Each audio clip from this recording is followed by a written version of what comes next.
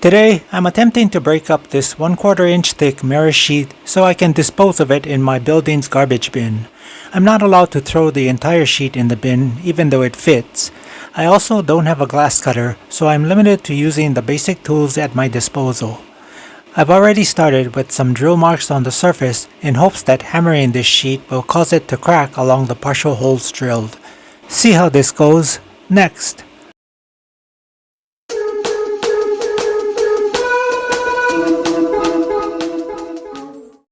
I'll finish drilling the holes across the width of the mirror. As you can see, I'm only drilling the mirror enough to make a small mark with the drill bit. I'm not even sure if this will work, so I don't want to put too much effort into this.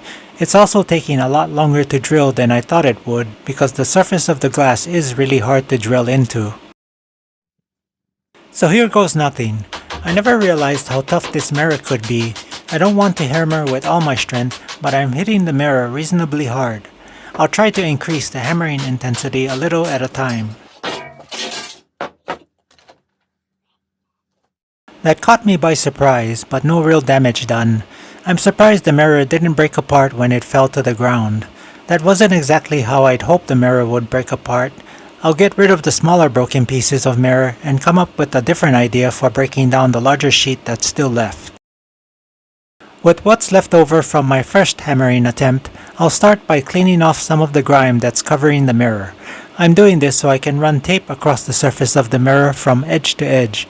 I thought I'd make another attempt at hammering, hoping the tape will help keep the shattered mirror under control. I'll also want to tape the perimeter of the mirror.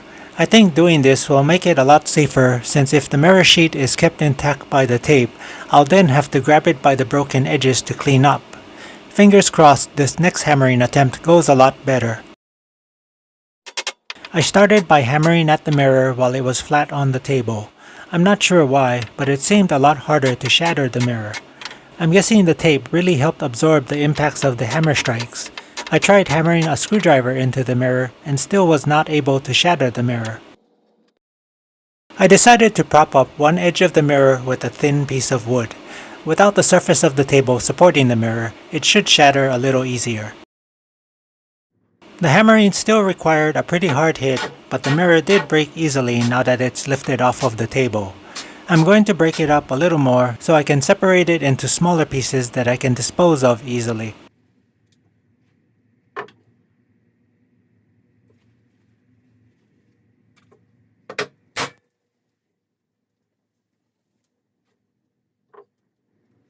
I try to vacuum as often as needed to keep as much of the small pieces of glass from falling onto the floor. I have a carpeted floor to minimize noise to the living space below me, but it requires a lot of effort to vacuum debris out of it, so I try to minimize debris as much as possible. It looks like I've got the mirror broken up enough to take it apart in small sections of similar sizes. I'll fold the mirror along any of the cracks. I can then cut the tape that holds the folded section to the rest, then separate it as one large piece, still held together by the tape. While doing this, I'll be vacuuming as needed, but otherwise I'll keep following the same process of folding, cutting, and separating till I have a stack of smaller mirrors to dispose of. I have heavy-duty garbage bags.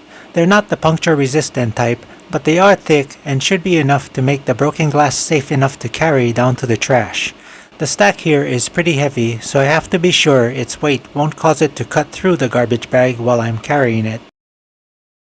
I'll wrap it up so no small pieces can fall out from any openings. I'll then wrap it in enough packing tape to hold the mirror tightly together so it won't slide around and possibly slice through the bag. A funny thing happened when I was digging through my tools. I found this glass cutter that I remember buying about 10 years ago. My things tend to get buried when I don't use them for a long time, so it's understandable that I found it where I did. I'm glad I found it, and we'll see how it works. I'm not real familiar with how to use a glass cutter, but from YouTube videos I remember, it seemed pretty easy. I'd probably not have made this video if I had found this glass cutter from the start, but I'm kinda glad I didn't find it.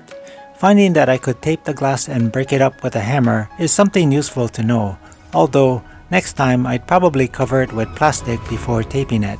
That should keep even the small pieces of glass under control.